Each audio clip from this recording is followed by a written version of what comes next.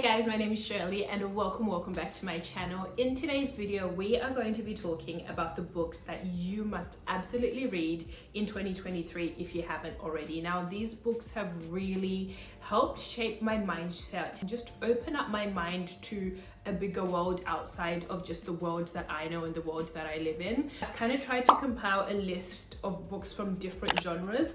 A lot of them are in the self-help, personal development space, but it's not all like self-help or personal development. They are different things. Some are about personal finances, some are about careers, some are about just different things. So sit back, relax, enjoy, and without further ado, let's go into book number one.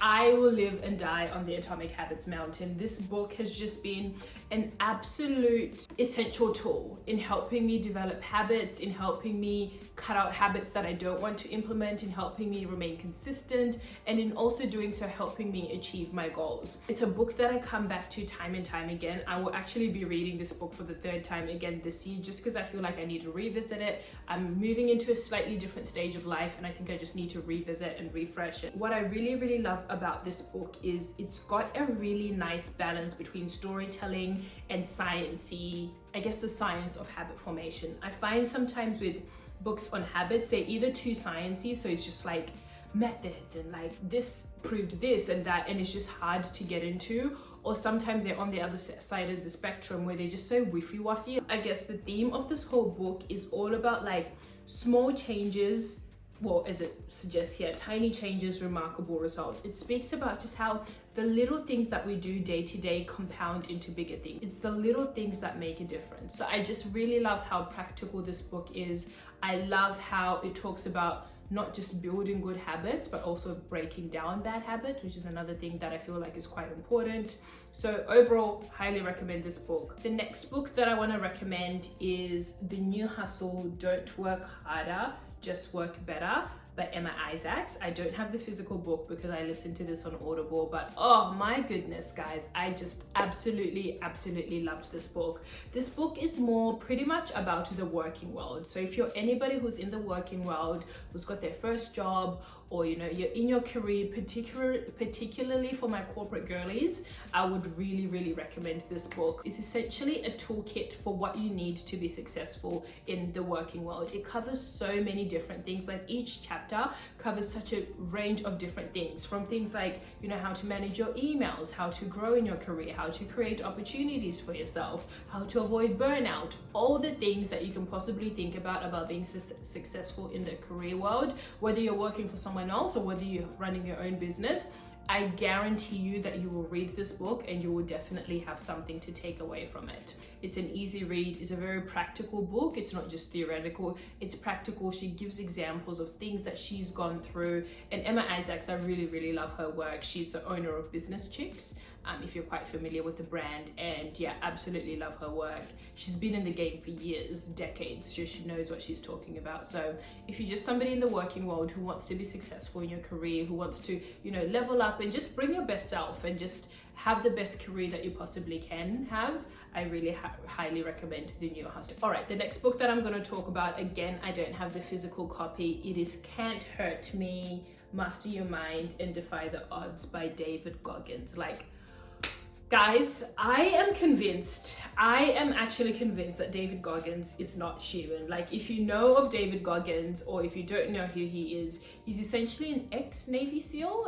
I'm not sure if he still is. I think he's an ex-Navy SEAL. He does like these ultra marathons. He's just like a beast of a human. Like, I am convinced he's not from this world. I am convinced he's an alien, he's time traveled, he's a robot or something, because the things that he does are like inhumane. Like, he will do like over 100 pull-ups. Like, who can do that? And he'll like run like ultra marathon, and just the things that he's been able to achieve in his life, all because of his mindset, all because of the way that he views things, all because of the ways that he's willing to push himself and achieve success and achieve greatness, is just absolutely out of this world. I believe this book is the epitome of like personal development, motivational books. I guarantee you, when you read this book, you are not going to read this book and like be comfortable doing nothing, just like wasting your life away. Absolutely not. This book is just going to give you that motivational push to really figure out what do you want to chase in your life, and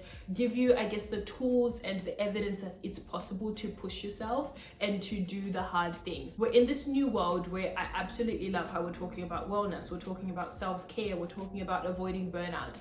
I fully support that, because 10 years ago it was a very different narrative within the personal development and help space, in self-help space. As much as we've shifted in a positive way, we've also lost that, I guess, hustling mentality, or that working hard mentality. And I've seen this in myself. Like, there are times where I look back at some of the things that I used to do, like some of the ways that I used to push myself, and how now I'm getting a bit relaxed, or just not being as hardworking as I can be. So I feel like I really like this book because it shows the importance of hard work.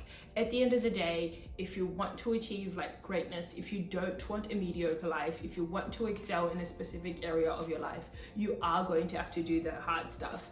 Yes, self-care is important, but you also do need to put in the work. And this book just teaches you and shows you that it's possible to put in the work. It teaches you and shows you that you are more capable of things that you didn't even think were capable. Alrighty, the next book that I want to talk about is Why We Sleep by Matthew Walker. Now, I will start off by saying that this is not a very exciting book. It is quite sciencey. It is quite a heavy read. And I think I listened to mine on Audible, and I would fall asleep while reading the book. And he actually starts off at the start of the book and says, if you fall asleep while listening or reading to this book, he's not going to be offended. It's perfectly normal.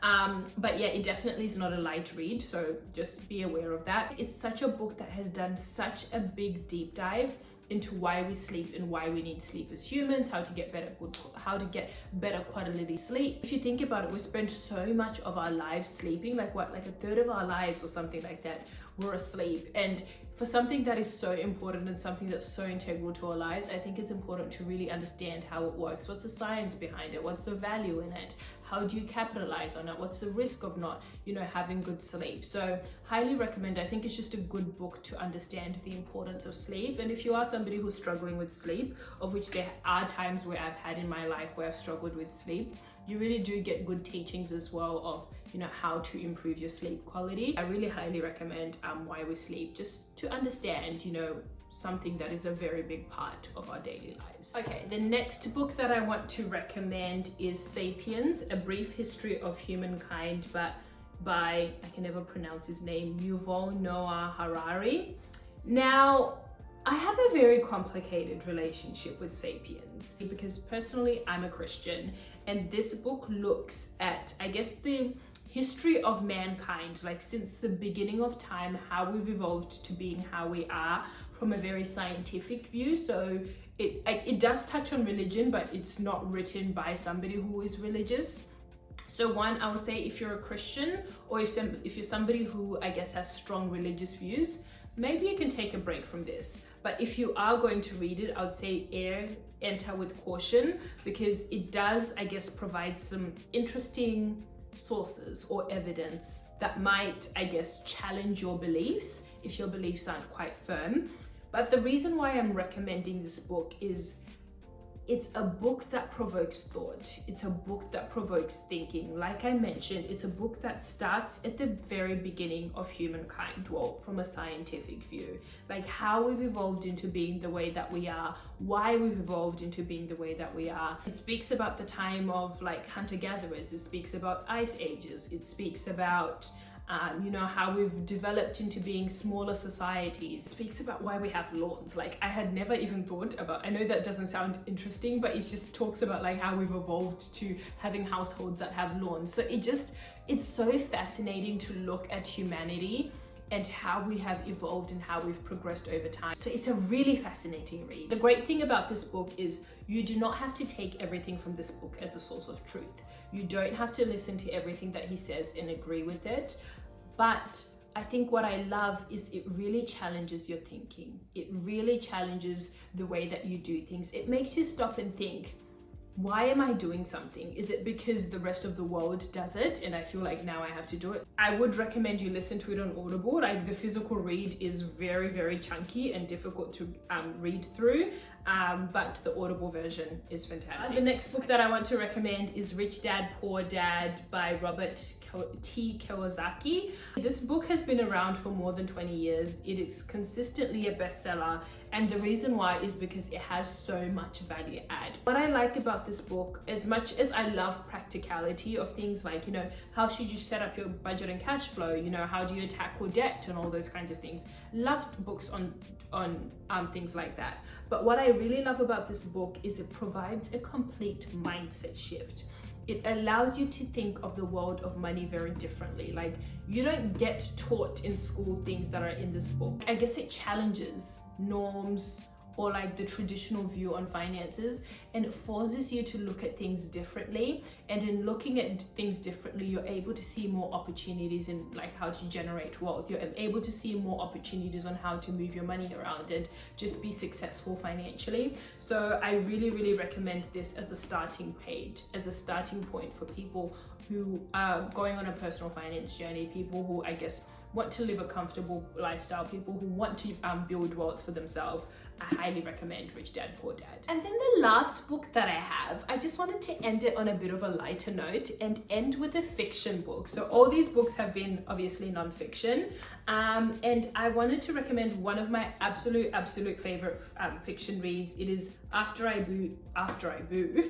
It's called After I Do by Taylor Jenkins Reid. I absolutely love Taylor Jenkins Reid. For anyone who's familiar with her work, she's the author of The Seven Husbands of Evelyn Hugo, Daisy Jones and the Six, Malibu Rising, a whole lot of other books. She is an absolutely incredible author.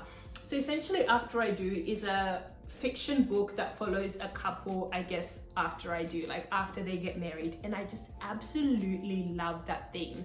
I feel like a lot of romance books, a lot of movies, a lot of TV shows, they cover, I guess, romance, or I guess love stories as they're building up, and it ends at they got married and they lived happily ever after.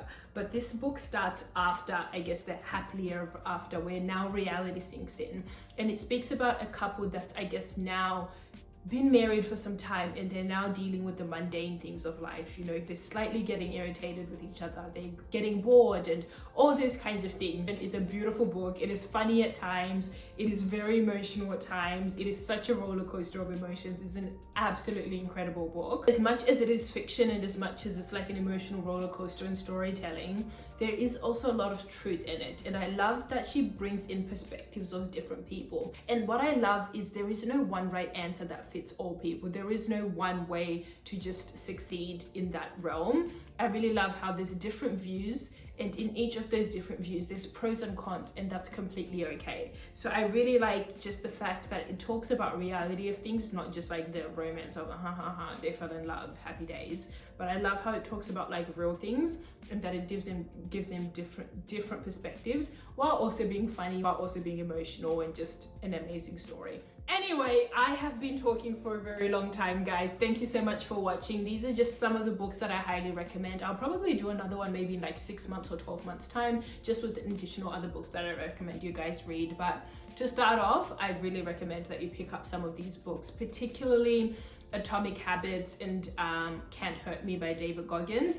Those books are absolutely incredible and highly recommend. Comment down below as well some of the books that you guys have really loved and that you would recommend that I read. I am on a challenge of reading a book a week, so I have 52 books to read, so I would love to hear your recommendations of things that I should be able to read, and also for other people to see your recommendations. Pop that like button if you have enjoyed this video. Comment down below any of your recommendations, as I previously mentioned. And with all that being said and done, dream big, keep well, and hustle hard. I'll catch you again in the next one. Bye!